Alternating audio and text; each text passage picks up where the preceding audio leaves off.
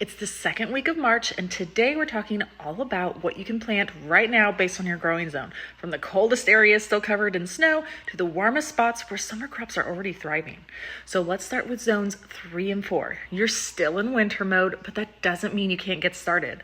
Now is the perfect time to start onions, leeks, and brassicas indoors. And you can also start some fast to harvest tomatoes and peppers indoors.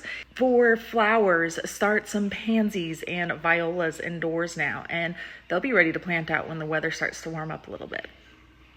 For zones 5 and 6, right now you may be able to direct sow some cool season crops like peas, spinach, radish, lettuce, and brassicas like broccoli and cabbage, and a lot. Indoors, you can start some tomatoes, peppers, and eggplants, so they'll be ready for transplanting here in just a few short weeks. For flowers, snapdragons, calendula, and sweet peas can all be started indoors or some maybe even outdoors, depending on your last frost date. For zones 7 and 8, if you haven't planted your cool season crops like lettuce, kale, carrots, peas, do it now. This is also the time to start some warm season crops indoors, like your tomatoes, peppers, and eggplants.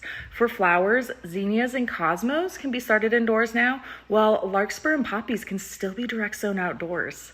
For zones 9 and 10, you can direct sow warm season crops like tomatoes, peppers, cucumbers, squash, beans, corn, all of those. If you haven't already, now's the time to get your summer crops going. So herbs like basil and dill can also be planted outside.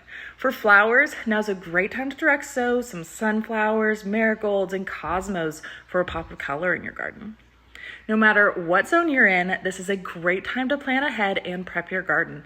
Make sure you've got your seeds, supplies, and beds ready to go.